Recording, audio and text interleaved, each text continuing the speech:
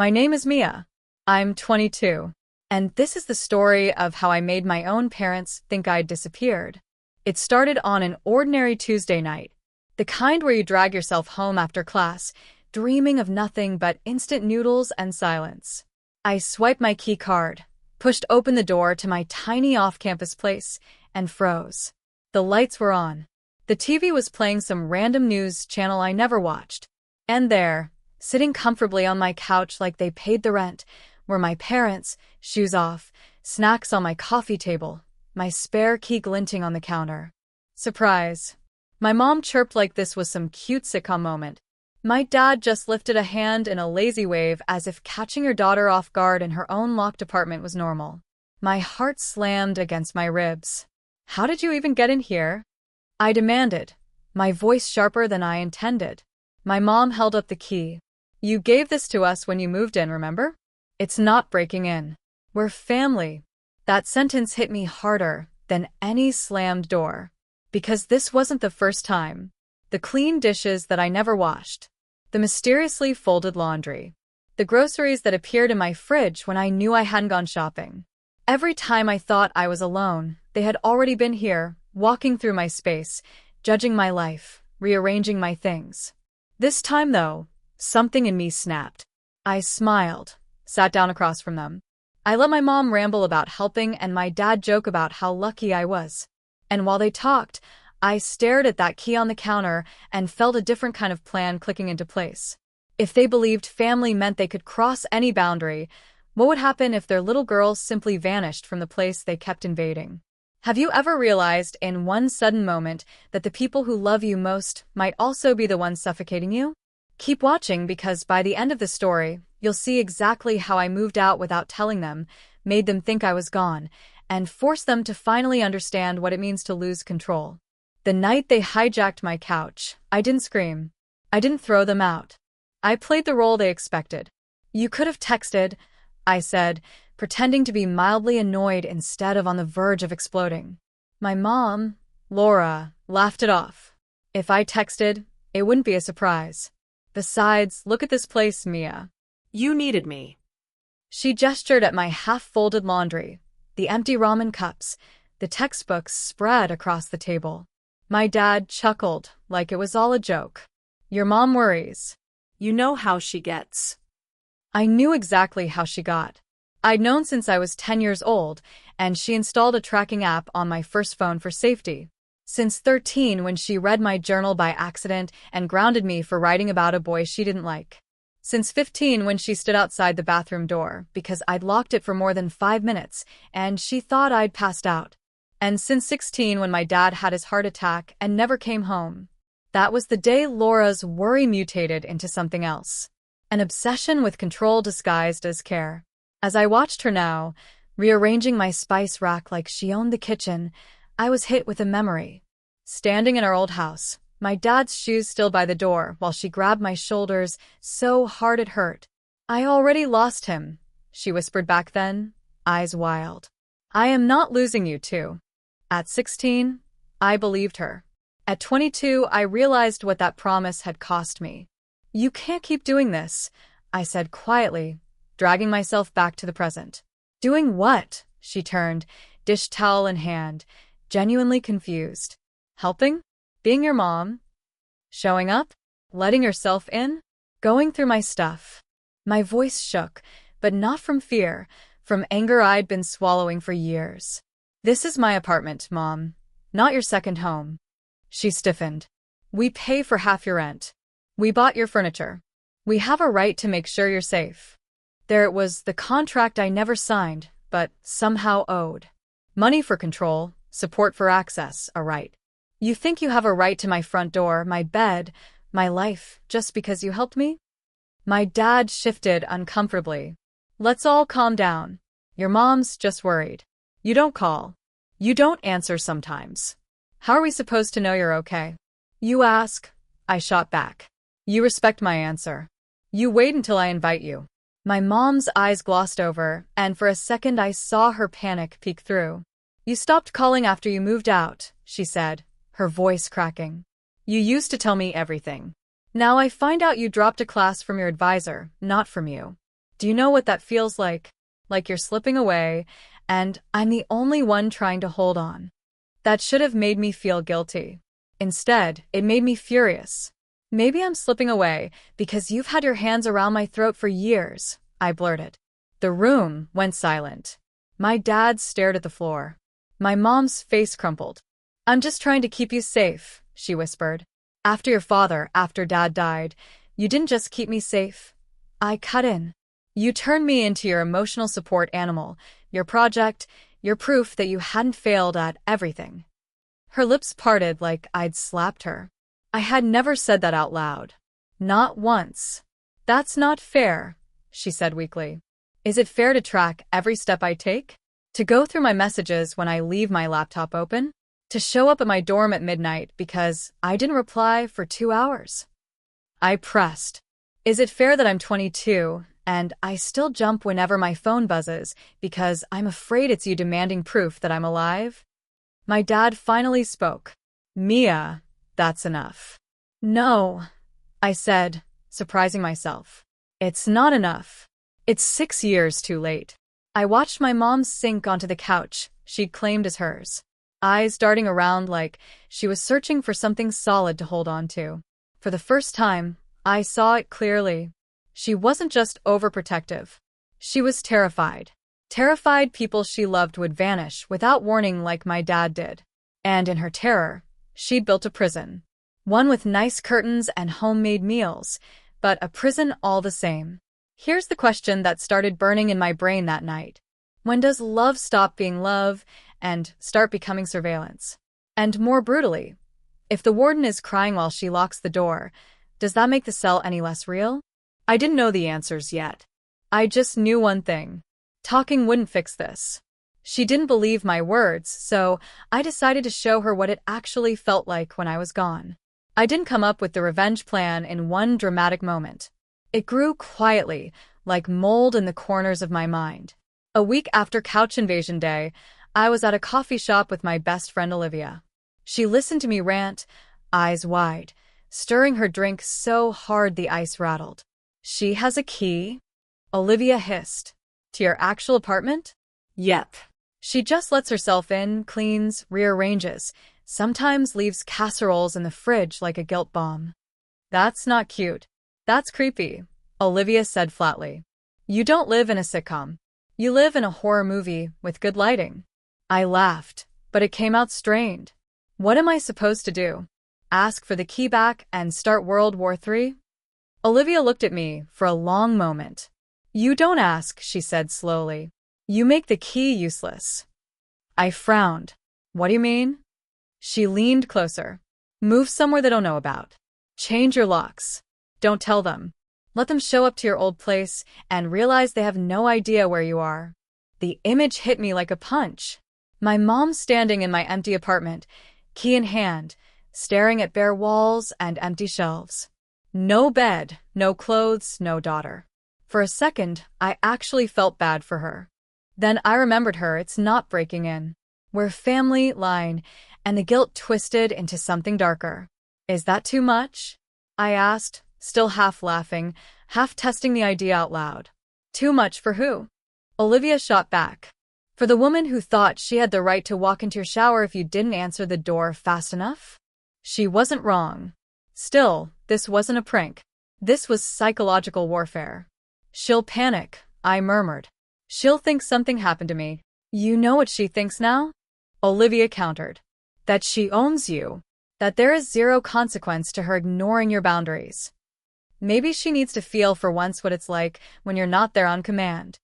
The scary part, a tiny ugly part of me, liked that idea. A little girl inside me, the one who'd had her diary read and her phone searched and her social life treated like a security threat, wanted to watch my mother freak out. Wanted to see her realize she wasn't God. I don't just want to hurt her, I said, half to Olivia, half to myself. I just want her to stop. Sometimes people like that only stop when the thing they're afraid of actually happens, Olivia said quietly. She's terrified of losing you. But right now, she's losing you anyway, just slower. And you're the one bleeding. The truth of that lodged in my chest. Slowly, We started sketching out details, not on paper, but in whispers over coffee. Step 1. Find a new place fast. Step 2. Move everything important in one weekend while my parents were busy. Sunday church, family lunch, their routines I knew by heart. Step 3. Leave the old apartment spotless, but empty. Step 4. Go dark for just long enough, not days, not weeks, just enough hours, to make them feel the free fall they'd been forcing on me for years. You're basically staging your own tiny disappearance, Olivia summed up. But you'll be safe, alive, just somewhere they don't control. At night, lying in bed, I imagine my new life like a montage. Waking up in a sunlit room with no one knowing my exact schedule. Cooking what I wanted without texts asking if I'd eaten. Coming home whenever, without wondering if my mom was sitting on my couch like some domestic ghost. In those fantasies, I was lighter, louder, more myself. But then the montage would glitch and another image would play. My mom standing in my empty place calling my name. My dad dialing my number over and over. Voicemails piling up with their voices getting tighter, more frantic. What if they call the police? I asked Olivia one night, what if they report me missing? Then you answer when you're ready and tell the officer. I'm an adult. I moved. I'm fine. My parents just don't like not knowing where I am, she said. It's not illegal to move, Mia. But is it cruel? I whispered. Olivia didn't say anything for a moment. Then, was it cruel when she read your messages and grounded you for texting a classmate? When she showed up at your friend's house to drag you home because she had a bad feeling? When she broke into your dorm because you didn't text goodnight? My throat tightened. I'm not saying two wrongs make a right, Olivia added. I'm saying maybe this isn't revenge for revenge's sake. Maybe it's the only language she understands. Fear. That sentence stuck to my ribs. Was I really about to weaponize my own absence to teach my mother a lesson? Or was I finally stepping out of the role she'd written for me? Here's the question that kept me up at night. When someone refuses to hear your no, how far are you allowed to go to make them listen? The lease on the new place went through faster than I expected. One signature, one transfer, and suddenly I had a tiny one-bedroom across town under my name only. No cosign, no parental address on file. For the first time in my life, I had an address my mother didn't know. I should have been ecstatic. Instead, as I started packing, my stomach knotted so hard I could barely eat. I did it in stages like a covert operation. School books first. Easy to explain if she dropped by. Oh, group project. Needed to reorganize.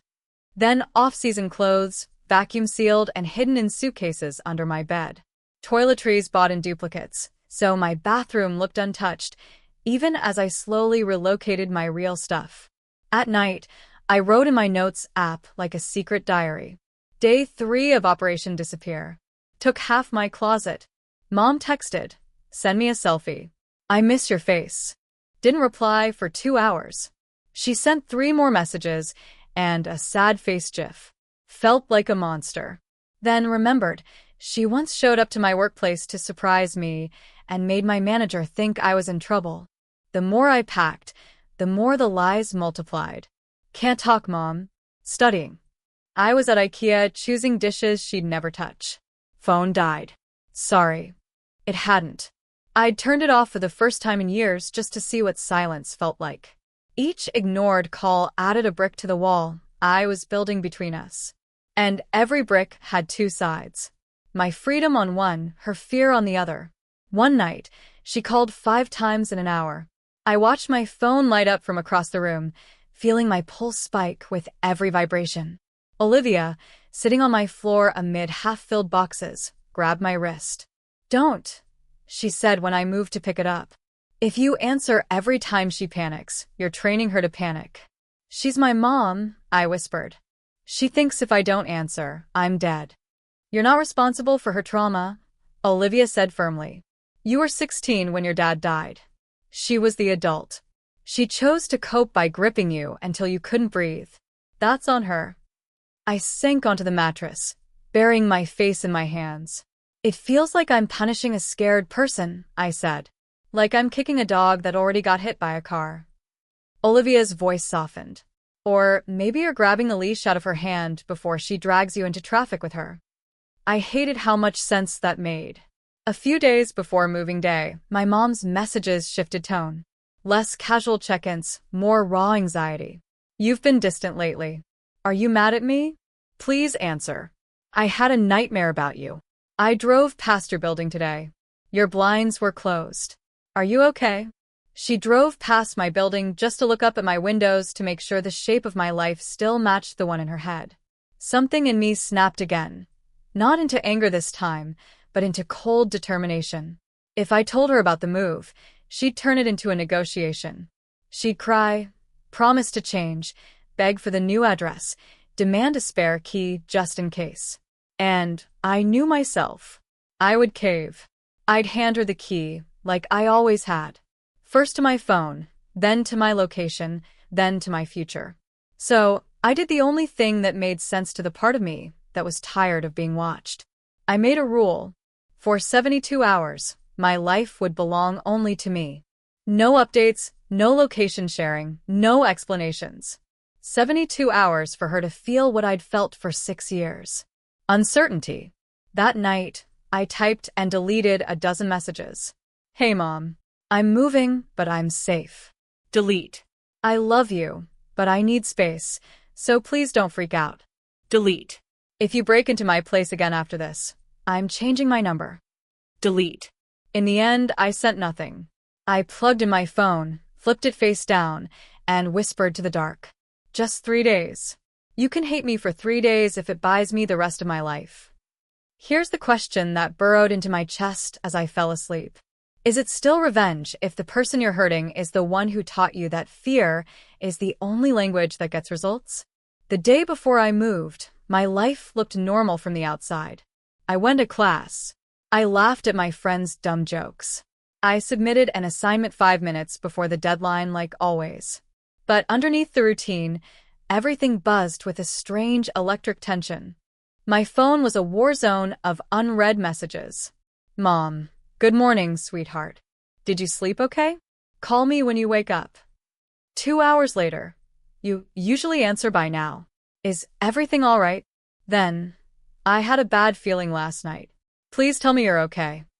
I stared at the screen in the campus library, my cursor blinking on a half-finished paragraph about social contracts in political theory. The irony wasn't lost on me. What is a social contract anyway if not an agreement about boundaries? What happens when one party keeps rewriting the terms without asking? I locked my phone and tried to focus. My leg bounced under the table.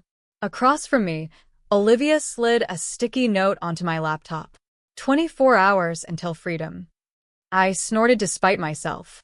That night, I didn't go straight home. I met Olivia at a small park a few blocks away from my soon-to-be former apartment. We sat on the swings like kids, the metal chains creaking softly. You ready? She asked. As ready as someone can be to mentally waterboard their own mother, I muttered. You're not doing this forever, Olivia reminded me. You're not disappearing to another country. You're moving across town and going dark for a tiny window of time. That's it. You say tiny like my mom doesn't measure time in panic units, I said. 3 hours to her is Mia's probably dead in a ditch. Or, Olivia said, pushing off gently, 3 hours could be the exact length she needs to realize she can't live like that anymore. People don't change when they're comfortable. I looked up at the darkening sky. What if she doesn't change? Then you'll know, Olivia said simply. And you'll build a life that doesn't hinge on her permission. As I walked back to my apartment later, my phone rang again. Mom.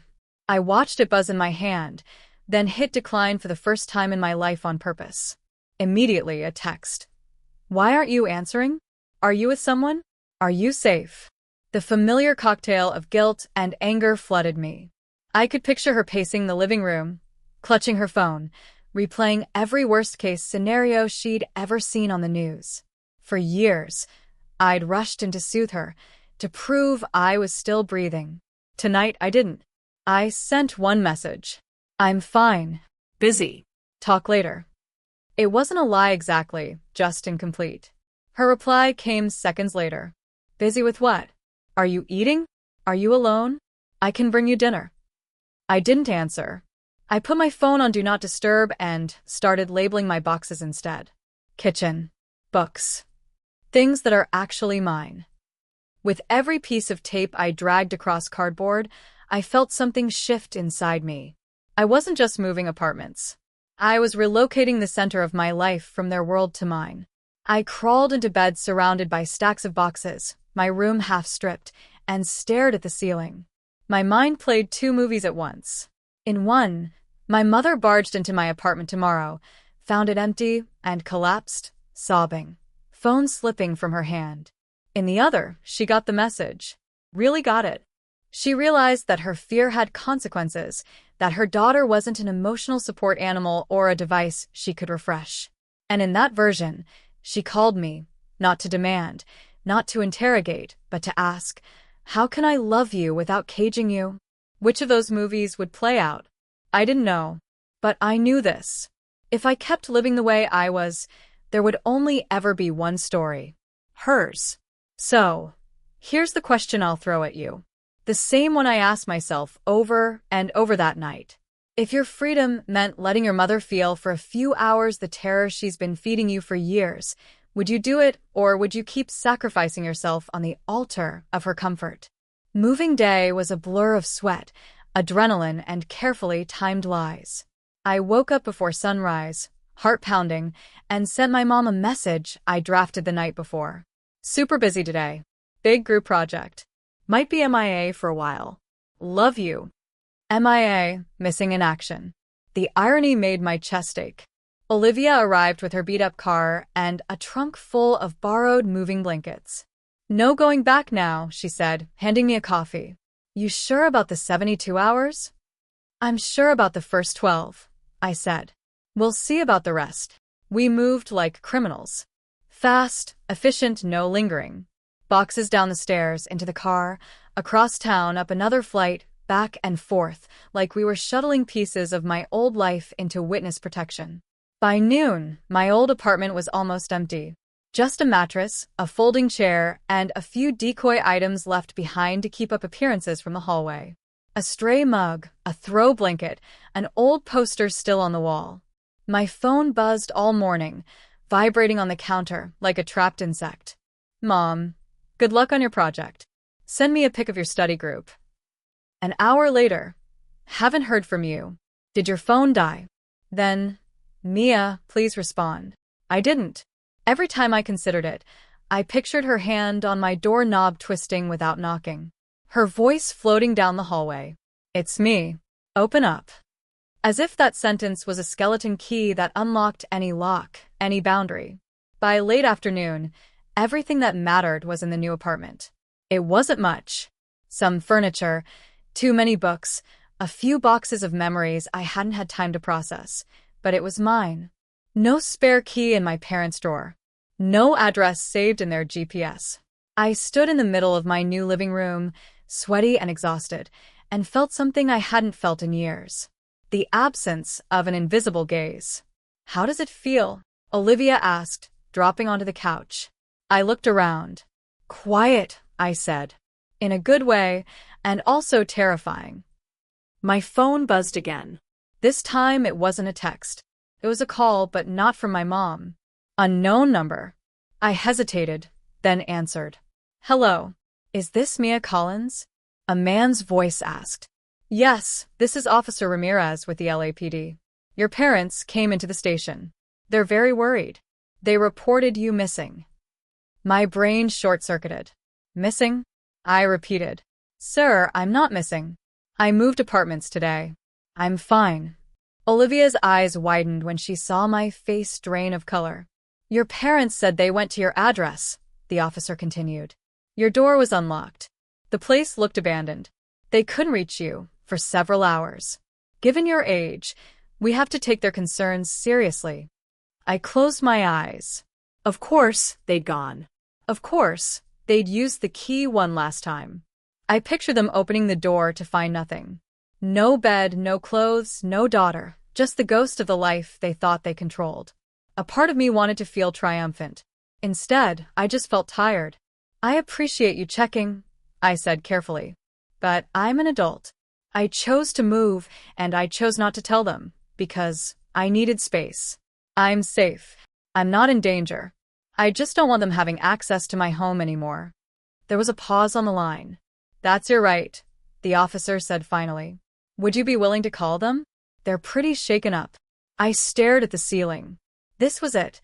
The moment my revenge stopped being hypothetical and became a sobbing woman in a police station clutching a photo of me from high school. I'll call them, I said. After I hung up, I just sat there for a minute, phone heavy in my hand. Well, Olivia asked. They called the cops, I said. They went to the old place, found it empty, reported me missing. So, the plan worked, Olivia said quietly. I laughed once, sharp and humorless. Yeah, it worked. How do you feel? Like I just pushed someone off a cliff, and I'm waiting to see if they can swim. I dialed my mom's number with hands that wouldn't stop shaking. She picked up on the first ring. Mia. Her voice was high, ragged. I could hear noise in the background. Murmurs, a man's voice. Maybe the officers. Where are you? Are you okay? Oh my God. Why didn't you? I'm fine. I cut in. I'm safe. I moved apartments. Silence, then a choked sound. You moved? She repeated like I'd said I moved to another planet. Without telling us. We thought, you have no idea. We went to your place, and it was empty. And your phone. I told you I'd be busy, I said, hearing the cold edge in my own voice. I turned on Do Not Disturb because I didn't want to be interrupted. We thought you'd been taken, she sobbed. Your father nearly had a heart attack. We called hospitals. We drove around campus. How could you do this to us? There it was. Not, I'm glad you're safe. Not, I'm sorry I scared you so badly you felt you had to leave in secret. Just, how could you do this to us? A part of me wanted to apologize, to soothe her, to fix the panic I'd caused. The other part, the one that had been a prisoner in her fear for 6 years, spoke first. That feeling you had today? I said quietly. That drop in your stomach when you opened the door, and I was gone. That's how I've felt every time you've appeared in my space, without warning. Every time I saw your name light up my phone 10 times in a row. Every time I came home wondering if you'd been there touching my things, reading my life.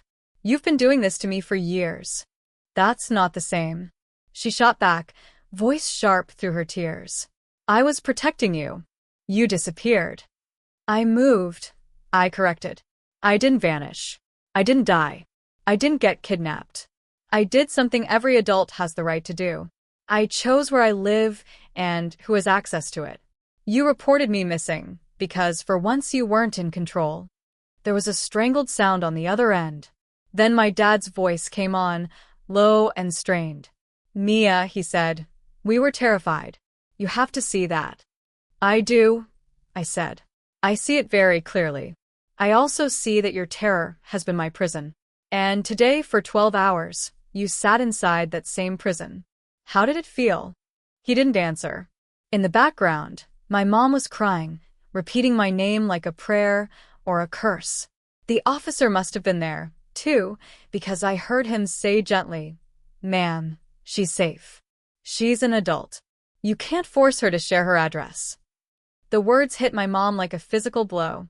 You won't even tell us where you are, she gasped. You're our daughter. I am your daughter, I said. But I am not your property. I will tell you where I am when I believe you can handle knowing without abusing it. Right now, you've proven you can't. That was the moment the balance shifted. I could hear it in her breathing, in the way the room around her seemed to go quiet. For the first time in my life, someone with authority had told her no and backed me up. So what now? She whispered.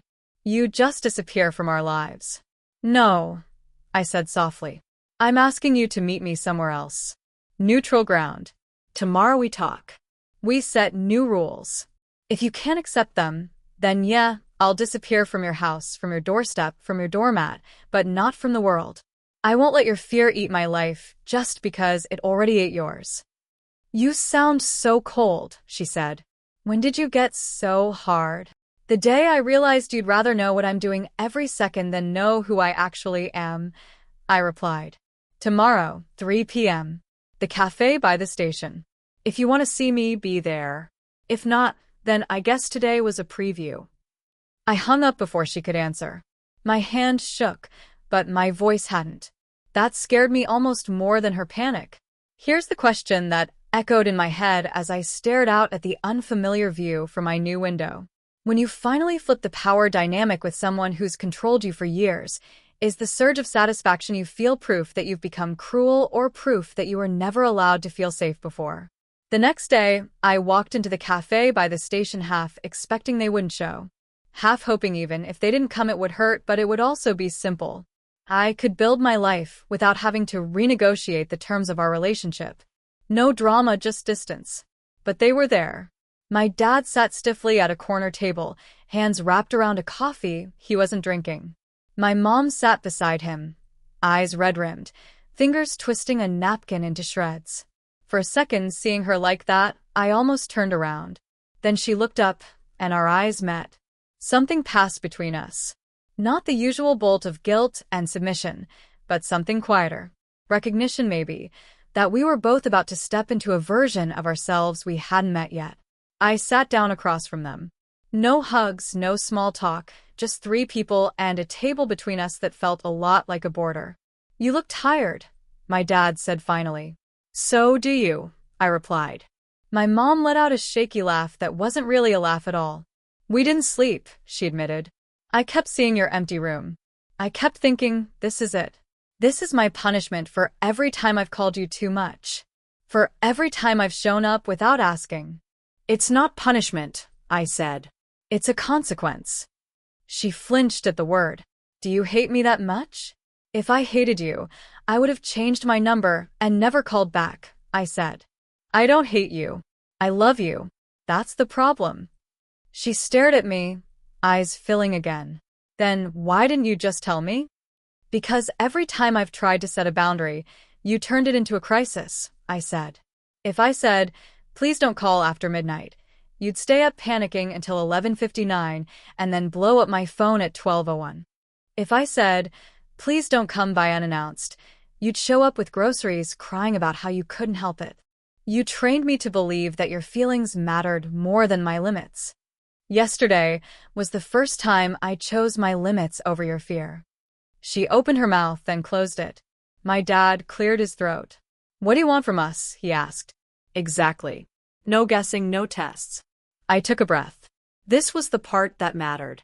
"First," I said, "you don't get my new address. Not yet. You know I'm safe. You know I'm in the same city. That's enough for now." My mom recoiled like I'd slapped her. "You won't even let us know where you live." "You've already shown me what you do with that information," I said calmly. "Until you can prove you won't use it as a pass to invade my space, you don't get it."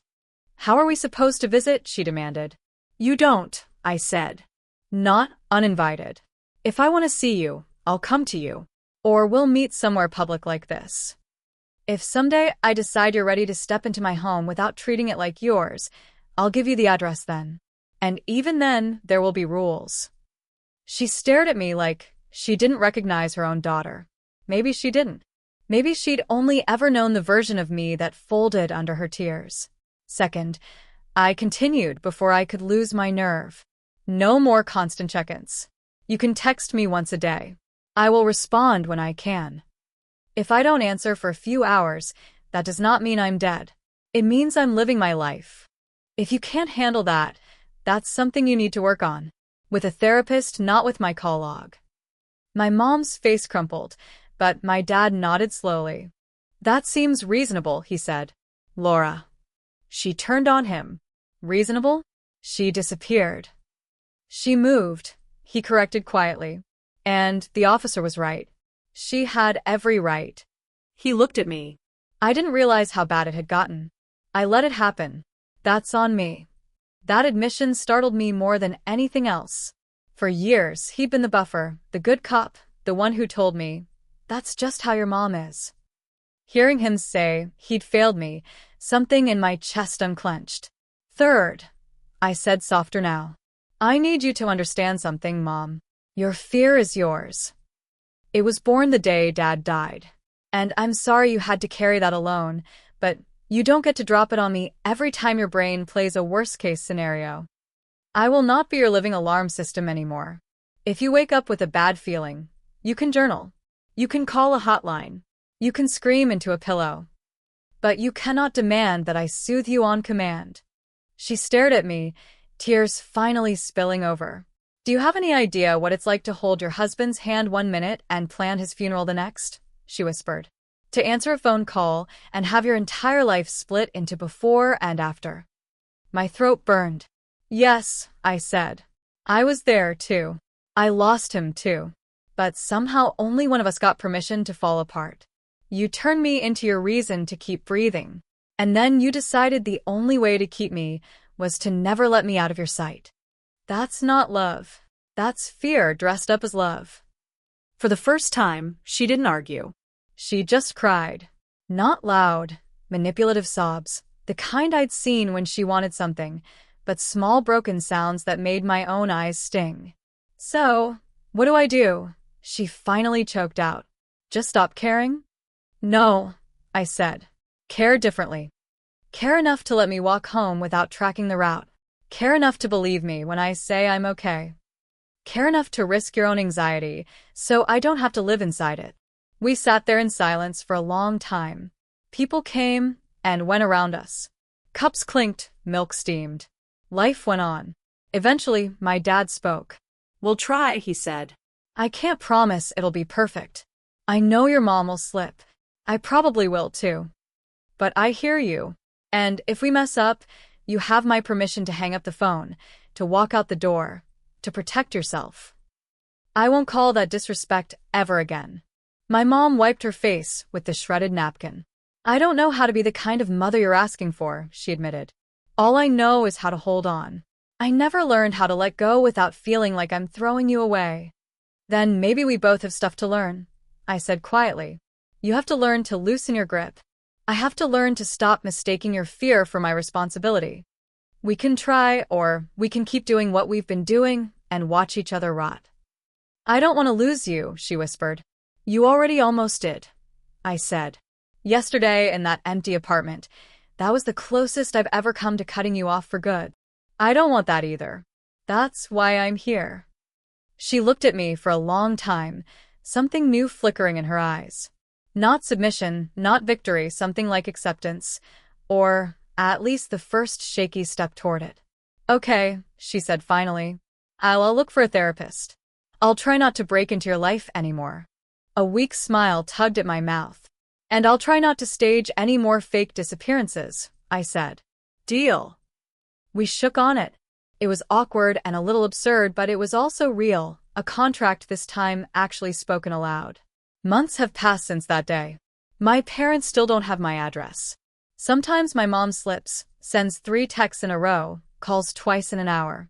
When she does, I don't rush to comfort her. I wait. I respond when I'm ready. Once she apologized on her own. Sorry, got carried away. Old habits. I'm working on it. That message meant more to me than any casserole ever did. Do I regret what I did?